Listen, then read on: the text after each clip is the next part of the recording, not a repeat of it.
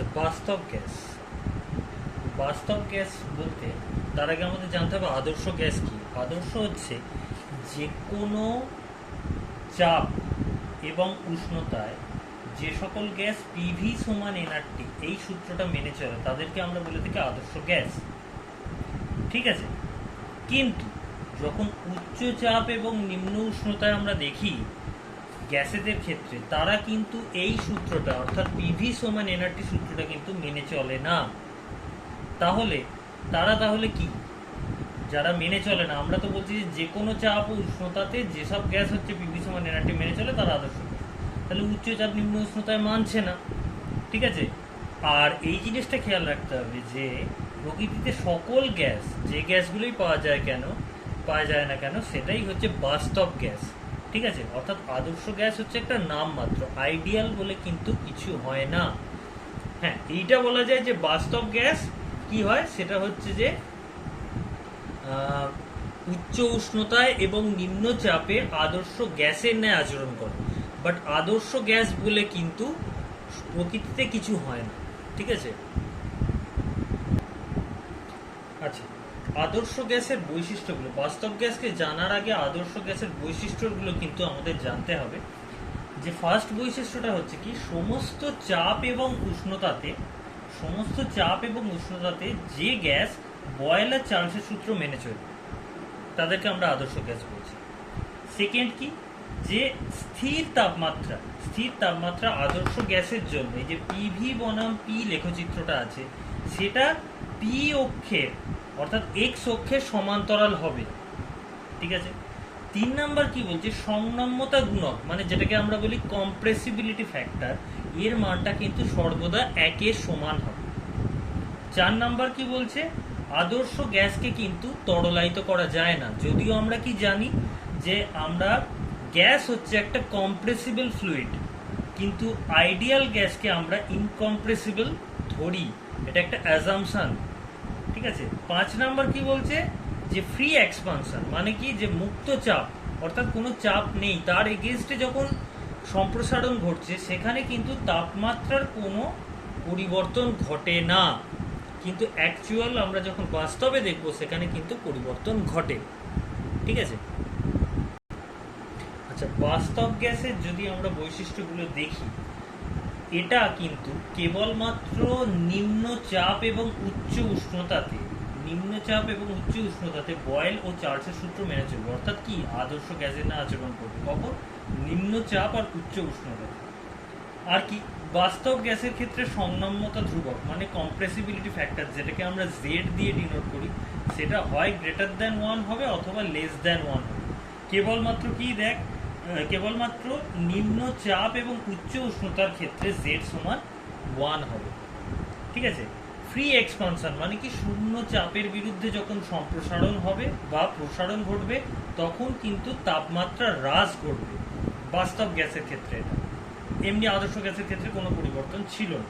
PV versus P লেখচিত্রটা যেটা P অক্ষের সঙ্গে সমান্তরাল হয়েছিল আদর্শ গ্যাসের ক্ষেত্রে, বাস্তব গ্যাসের ক্ষেত্রে কিন্তু সেটা সমান্তরাল ঘটে না। আচ্ছা, দুই বিজ্ঞানী কি করেছিলেন, যে আদর্শ গ্যাস থেকে এই যে বাস্তব গ্যাসগুলির যে আচরণগুলোর মধ্যে যে বিচ্যুতি তার নিয়ে গবেষণা করেছিলেন বিজ্ঞানী অ্যান্ড্রিউস আর অ্যামাগার্টস।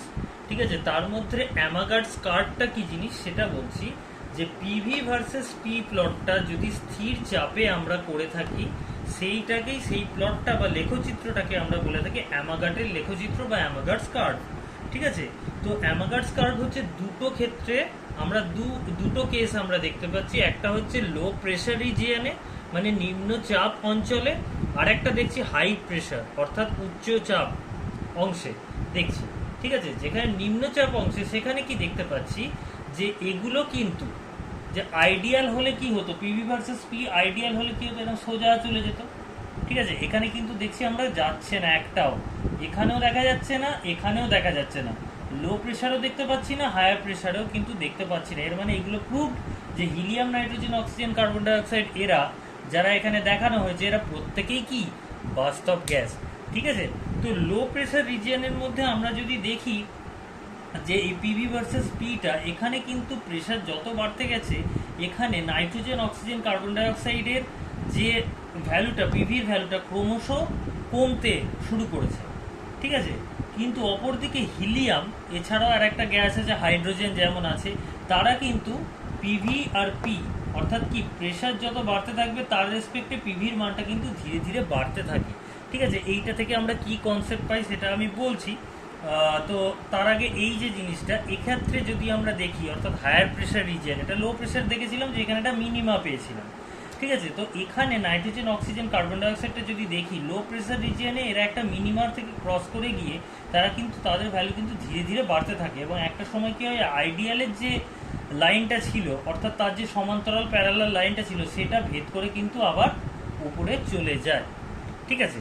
তো এই যে দুটো জিনিস আমরা কিন্তু লক্ষ্য করছি এখানে, একটা হচ্ছে লো প্রেশার রিজিয়নে, হাই প্রেশার রিজিয়নে। বলছে যে যে সমস্ত গ্যাসের ক্ষেত্রে এই আইডিয়াল বিহেভিয়ার থেকে একদম তার ওপরের পার্টটা আমরা দেখতে পাই প্রথম থেকেই, সেটা লো প্রেশার হোক বা হায়ার প্রেশার হোক, সেই গ্যাসগুলোকে কিন্তু সাধারণত লিকুইফাই করা যায় না, ঠিক আছে। তো লিকুইফাই করার জন্য আমরা সাধারণত একটা ফ্যাক্টর নিয়ে আসি, যেমন হচ্ছে যে এই যে যেটা, অর্থাৎ যার ক্ষেত্রে এই ওয়ানের ভ্যালু, ওয়ানের থেকে যখন এই ভ্যালুটা বেশি হতে থাকবে, পিভির ভ্যালুটা যখনই বেশি হতে থাকবে, তাকে কিন্তু আমরা কোনোভাবে লিকুইফাই করতে পারবো না, ঠিক আছে। তো সেটাকে আমরা বলে থাকি সংনম্যতা ধ্রুবক বা কম্প্রেসিবিলিটি ফ্যাক্টর, ঠিক আছে। তো এরপর বলছি আমি, এরপর যেটা সেটা হচ্ছে যে বয়েল উষ্ণতা বা বয়েল টেম্পারেচার কাকে বলে, যেটাকে আমরা টিবি দিয়ে ডোনেট করি। বলছি যে যে বিশেষ উষ্ণতায় কোনো বাস্তব গ্যাসের ক্ষেত্রে পিভি ভার্সেস পি, যে লেখচিত্রটা আমরা করেছিলাম, পিভি ভার্সেস পি লেখচিত্রের নিম্নচাপ অঞ্চল, নিম্নচাপ মানে কি, যেখানে পি টেন্স টু জিরো, নিম্নচাপ অঞ্চলে পিভি এর মান ধ্রুবক হয়, মানে যে জায়গাটা ধ্রুবক থাকছে অর্থাৎ কি স্ট্রেট লাইন সেখানটা থাকছে, ঠিক আছে, সেই উষ্ণতাকে ওই গ্যাসের বয়েল টেম্পারেচার বলে। এছাড়া আমরা কি বলতে পারি, যে যে বিশেষ উষ্ণতায় কোনো বাস্তব গ্যাসের নিম্নচাপ অঞ্চলে বয়েলের সূত্র মেনে চলে, কারণ তখন পিভি যে মানটা আছে অর্থাৎ পিভির মানটা ধ্রুবক, এটা তো বয়েলের সূত্র, তা সেটা মেনে চলছে, তাহলে বয়েলের সূত্র মেনে চলে, সেই উষ্ণতাকে ওই গ্যাসের বয়েল উষ্ণতা বলা হয়।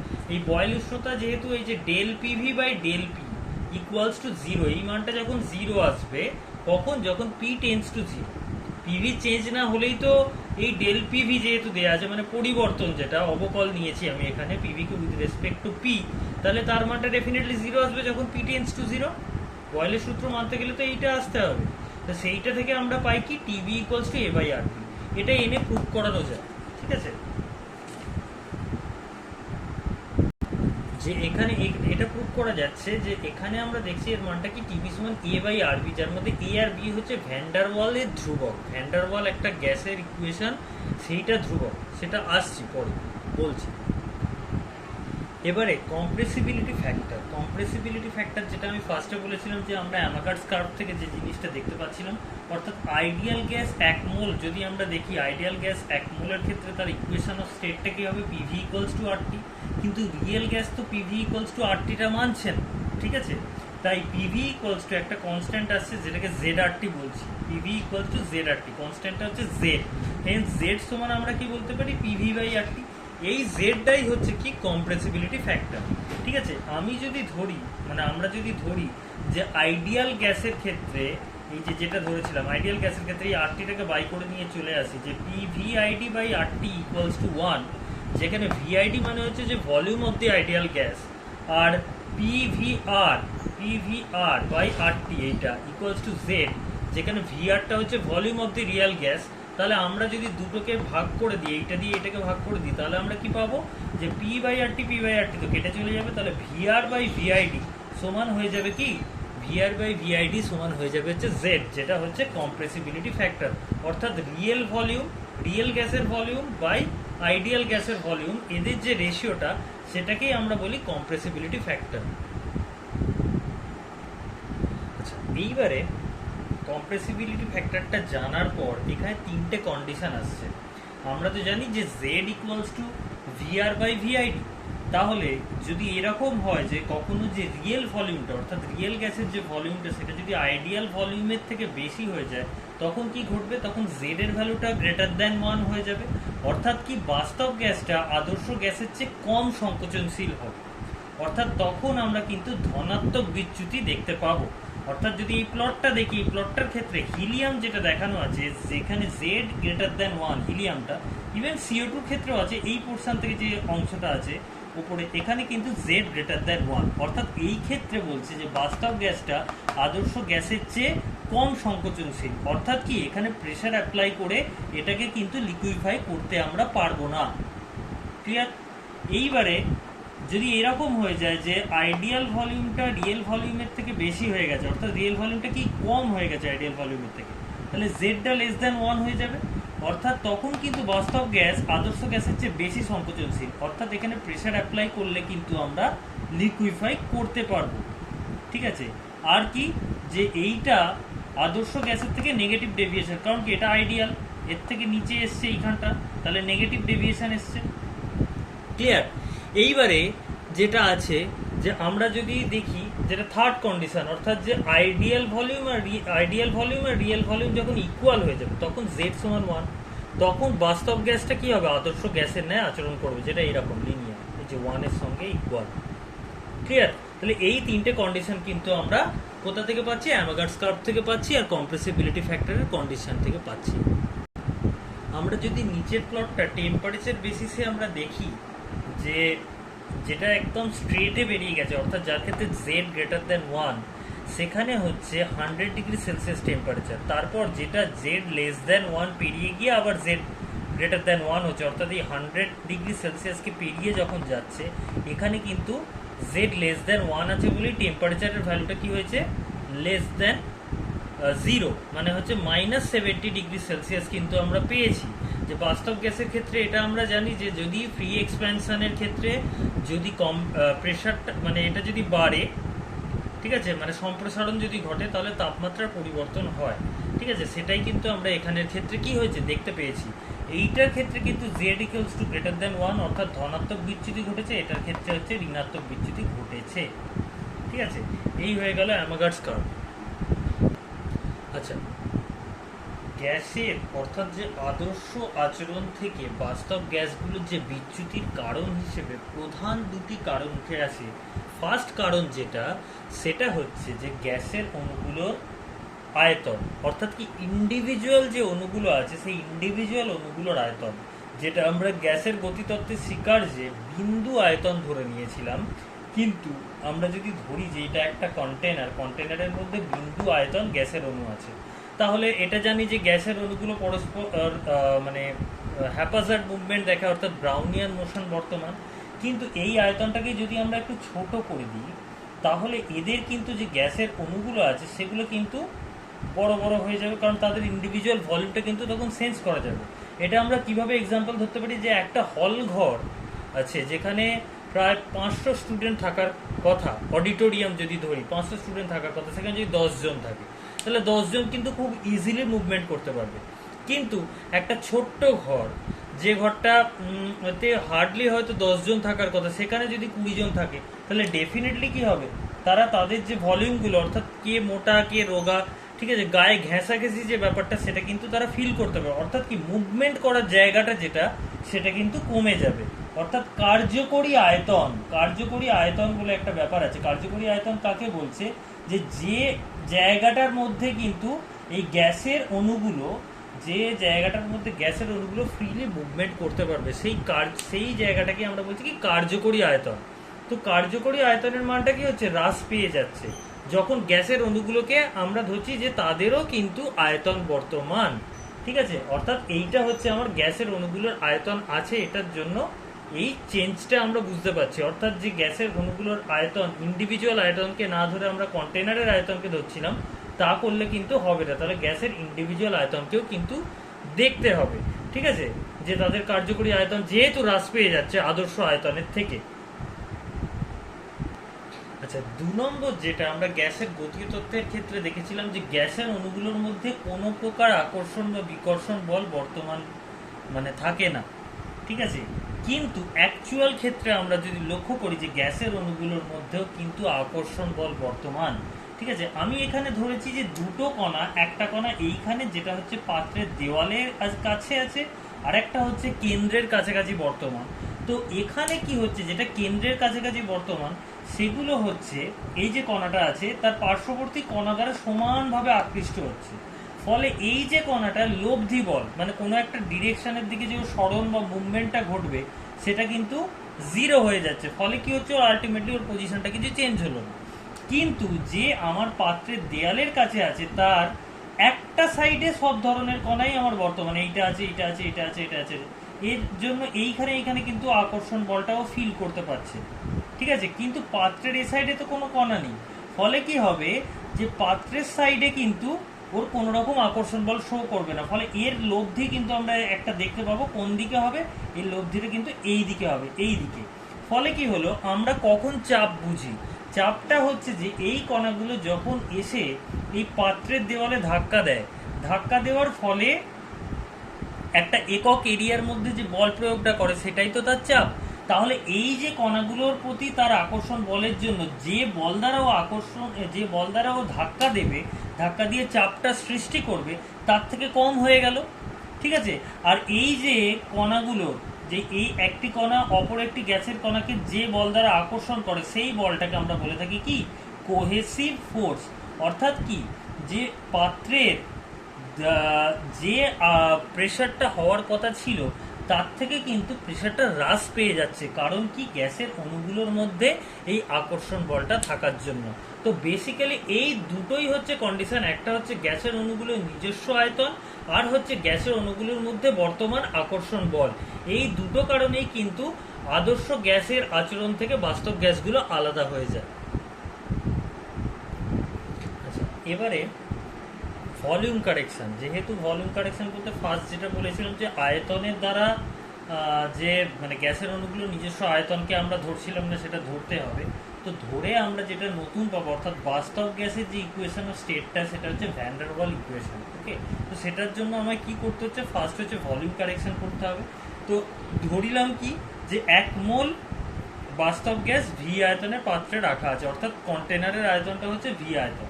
এবারে যদি গ্যাসের নিজস্ব, অর্থাৎ নিজস্ব যে অণুগুলো আছে তাদের দ্বারা মোট অধিকৃত আয়তন যদি বি হয়, তাহলে কার্যকরী আয়তনটা কি হবে, যে ভি মাইনাস বি। কারণ ওর আয়তনটা, নিজস্ব আয়তনটার জন্য ও তো পুরো জায়গাটা মুভমেন্ট করতে পারছে না, তাই এটাই হচ্ছে তার কার্যকরী আয়তন। আর যেটা হচ্ছে তার নিজস্ব অণুর দ্বারা যে অধিকৃত আয়তন, ওটাকে আমরা বলে থাকি কো ভলিউম। ঠিক আছে, বা সহকারী আয়তন। এইবারে আমি ধরছি যে গ্যাসের অণুগুলো এক একটা কি গোলক, তো তার ব্যাসার্ধটা হচ্ছে আর, তাহলে তার আয়তন কি হবে, 4/3 পাই আর কি। এবারে আমরা যদি ধরে নিই যে দুটো গ্যাসের অণুর মধ্যবর্তী যে সংঘর্ষটা সেটা স্থিতিস্থাপক, তাহলে এটা হচ্ছে তার ভলিউমটা, সে মুভমেন্ট করতে পারে, যেটা হচ্ছে তার ইমপারমিয়েবল বা অভেদ্য যে স্থানটা, ইমপারমিয়েবল স্পেসটা যেটা। ঠিক আছে, তো ওর সঙ্গে ধাক্কা লেগে যেন এই ইমপারমিয়েবল স্পেসটা ভেদ করে এত অবধি গেল। ওর তো নিজস্ব ব্যাসার্ধ ভেদ করে যেতে পারবে না, তো এই ইমপারমিয়েবল স্পেসটার এই অবধি গেল, তারপর যেন ব্যাকে চলে আসবে।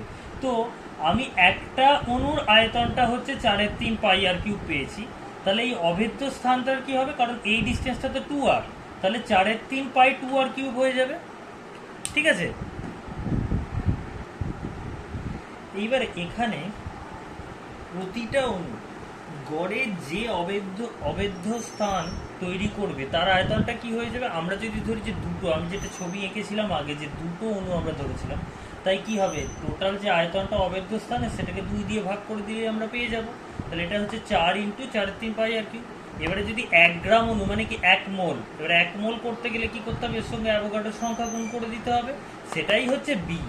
ঠিক আছে, এটার মান সেরকম আসে না, কিন্তু তাও যে বি এর মানটা আমি কোথা থেকে পাবো সেইটা আমি কিন্তু এনে দেখিয়ে দিলাম, যে বি সমান 4 × Na × 4/3 পাই আর কিউব, মানে 4 × অ্যাভোগাড্রোর সংখ্যা into volume of every atom, প্রত্যেক কটার যে আয়তন সেইটা হচ্ছে এ। অর্থাৎ বলতে পারি যে বি সমান হচ্ছে 1 গ্রাম অণু প্রতিটা অণু আয়তনের 4 গুণের সঙ্গে সমান হয়। প্রেশার কারেকশনটার জায়গায় কি হচ্ছে, প্রেশার কারেকশনের জায়গাটায় হচ্ছে যে আমরা যে দেখতে পেয়েছিলাম যে যেটা পাত্রের দেয়ালের ধারে যে সমস্ত অণুগুলো বর্তমান থাকছিল তাদের কোহেসিভ ফোর্সের জন্য ও কিন্তু প্রপার প্রেশারটা দিতে পারছে না, কিছুটা পরিমাণ তার কোহেসিভ প্রেশার কিন্তু মানে হ্রাস পাচ্ছিল, সেটাকেই আমরা পিএ বলছি। অর্থাৎ পি আইডিয়াল মানে হচ্ছে পাত্রের দেয়ালে যে চাপটা সেটা আমরা বলতে পারি বাস্তব চাপ, অর্থাৎ যে পরিমাণটা হচ্ছে যে অ্যাকচুয়াল যেটা, তার সঙ্গে যে যে পরিমাণ চাপটা হ্রাস পাচ্ছে ওই আকর্ষণের জন্য, সেই দুটোকে যোগ করলে আমরা আইডিয়াল প্রেশার পাই। এই পিএটাকে আমরা আন্তঃটানজনিত চাপ বলতে পারি বা কোহেসিভ প্রেশার আমরা বলি। এইবারে ধরিলাম একটি আবদ্ধ পাত্রে ভি আয়তনে এবং টি উষ্ণতায় 1 মোল বাস্তব গ্যাস আছে, যার মধ্যে এই আন্তঃটানজনিত যে চাপটা সেটা কিন্তু গ্যাসের ঘনত্বের সঙ্গে ঘনত্বের বর্গের সঙ্গে সমানুপাতিক হয়, অর্থাৎ পিএ ভ্যারিসেস ডি স্কোয়ার। এইবারে আমি যদি ধরে নিই যে ঘনত্ব সমান হচ্ছে একক আয়তনে একটি অণু, ঠিক আছে, তাহলে আমরা কি বলতে পারবো ডি ভ্যারিসেস 1/v। আবার তাহলে এই ডি এর জায়গায় যদি 1/vটা বসিয়ে দিই তাহলে পিএ ভ্যারিসেস 1/v স্কোয়ার। এবারে সমানুপাতি থেকে সমান আনতে গেলে একটা ধ্রুবক আনতে হবে যেটা হচ্ছে এ, তাহলে পিএ সমান a/v স্কোয়ার, যেখানে এটা হচ্ছে ধ্রুবক। এবারে পি আইডিয়াল তাহলে কি হবে, এইখানে যদি আমরা বসাই পি রিয়েল প্লাস পি এর জায়গায় a/v স্কোয়ার বসাবো। এইবার আইডিয়াল গ্যাসের যে সমীকরণটা ছিল পিভি ইকুয়ালস টু আরটি, সেখানে যদি আমরা পি এর এই ভ্যালুটা বসিয়ে দিই P real plus a/v square, অর্থাৎ পি প্লাস a/v স্কোয়ার, রিয়েলটা বাদ দিয়ে লিখছি, আর ভি এর জায়গায় ভি মাইনাস ভি যেটা আমরা আয়তন কারেকশন করে পেয়েছিলাম, ঠিক আছে, তাহলে P plus a/v square into V minus V equals to RT. এটাই হচ্ছে ভ্যান ডার ওয়ালের গ্যাস সমীকরণ ফর 1 মোল। ঠিক আছে, এটা যখন এন মোলের ক্ষেত্রে আমরা যখন করব তখন এন মোলের ক্ষেত্রে এর ফরম্যাটটা চেঞ্জ হয়ে যাবে একটু, সেটা চেঞ্জ হয়ে গিয়ে হয়ে যাবে হচ্ছে যে P plus N square A by V square into V minus N B equals to N R T. তাহলে এইটা হচ্ছে এন মোলের জন্য, N mole van der Waal গ্যাসের ক্ষেত্রে তার সমীকরণটা। ঠিক আছে,